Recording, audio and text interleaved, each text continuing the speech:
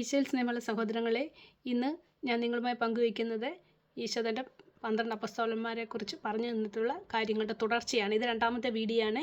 സഭകളെല്ലാം ഒന്നിച്ചു ചേരണം, ഏകപഠന സഭയിൽ വരണം, ഈശോയുടെ രണ്ടാം വരവിനായി നാം ഒരുങ്ങണം. അതുകൊണ്ടാണ് ഈശോ ഇൽ പോയമ ഡെൽ ഉമോഡിയോ, അതായത് ദൈവമനുഷ്യൻ്റെ സ്നേഹം എന്ന പുസ്തകങ്ങളിലൂടെ ഈ കാര്യങ്ങളെല്ലാം നമുക്ക് പറഞ്ഞു തന്നിരിക്കുന്നത്. ഇന്ന് നാം ഈ വീഡിയോയിൽ കാണാൻ പോകുന്നത് സെബദിപുത്രനായ യാക്കോബും അവൻ്റെ സഹോദരൻ യോഹന്നാനെ കുറിച്ചാണ്. സെബദിപുത്രനായ യാക്കോബാണ് വലിയ യാക്കോബ് എന്ന് വിശേഷിപ്പിക്കപ്പെടുന്നത്. ഈശോയ്ക്ക് 2 യാക്കോബുമാരുണ്ടായിരുന്നു എന്ന് നമുക്കറിയാം.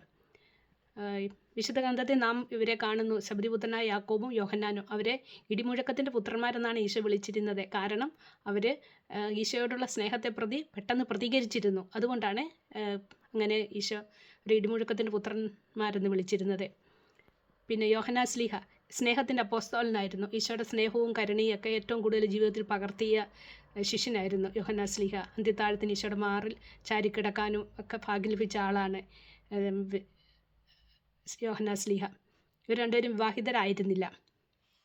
പിന്നെ ഫിലിപ്പോസും ബർത്തലോമിയും അടുത്തത്. ഫിലിപ്പോസും ബർത്തലോമിയും വളരെ വിശുദ്ധ ഗ്രന്ഥത്തിൽ വളരെ ജ്ഞാനമുള്ള ആൾക്കാരായിരുന്നു. ഫിലിപ്പോസ് അവർ ബെത്സൈദായിൽ നിന്നുള്ളവരാണ് നമുക്കറിയാം. യോഹന്നാൻ 1 നാം അത് വായിക്കുന്നു. ബർത്തലോമി ഒരു റിട്ടയേർഡ് വിരമിച്ച ഒരു ഫരിസേയനായിരുന്നു. അവർ രണ്ടുപേരും വിവാഹിതരായിരുന്നു. ഫിലിപ്പോസ് അവർക്ക് ഭൂ ഉടമകളായിരുന്നു ഇവർ. ഫിലിപ്പോസിൻ്റെ ആദ്യത്തെ 2 മക്കളാണ് 2 കന്യകമാരാണ്.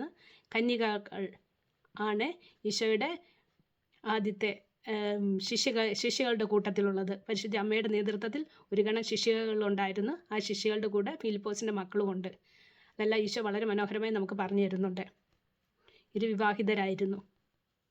തോമാസ് ലീഹയെക്കുറിച്ച് വളരെ മനോഹരമായി നമുക്ക് ഈശോ പറഞ്ഞു തരുന്നുണ്ട്. തോമാസ് ലീഹ തട്ടാൻ പണി, ലോഹപ്പണി പഠിച്ച ആളായിരുന്നു. റാമായിലായിരുന്നു വീട്. തോമാസ് ലീഹയെ ദിദിമൂസ് എന്ന് വിളിക്കാൻ കാരണം ഈശോ നമുക്ക് പറഞ്ഞു തരുന്നു. ഇന്ന് സഭയിൽ പലരും അത് തെറ്റായിട്ടാണ് പഠിപ്പിക്കുന്നത്. അതൊരു ഇരട്ട പിറന്ന സഹോദരി ഉണ്ടായിരുന്നു. അതുകൊണ്ടാണ് തോമാസ് ലീഹയെ ദിദിമൂസ് എന്ന് വിളിക്കാൻ കാരണമെന്ന് ഈശോ നമുക്ക് പറഞ്ഞു തരുന്നു. തെറ്റായ പഠനങ്ങൾ മാറ്റി ശരിയായി നമ്മൾ സ്വീകരിക്കേണ്ടതാണ്. തോമാസ് ലീഹയെക്കുറിച്ച് വളരെ മനോഹരമായി ഈശോ നമുക്ക് വിവരിച്ച് പറഞ്ഞു തരുന്നുണ്ട് നിരവധി കാര്യങ്ങൾ. ഇനി അടുത്ത വീഡിയോയിൽ നാം തുടർന്നുള്ള ഭാഗം കാണുന്നതാണ്. ഈശോയ്ക്ക് 2 യാക്കോബുമാരുണ്ടായിരുന്നത് സെബദിപുത്രൻ യാക്കോബ്, വലിയ യാക്കോബും ഈശോയുടെ കസിൻ സഹോദരൻ ചെറിയ യാക്കോബുമായിരുന്നു. തുടർന്നുള്ള കാര്യങ്ങൾ ഞാൻ അടുത്ത വീഡിയോയിൽ നിങ്ങളുമായി പങ്കുവയ്ക്കുന്നതാണ്. Thank you. Praise the lord. Ave Maria.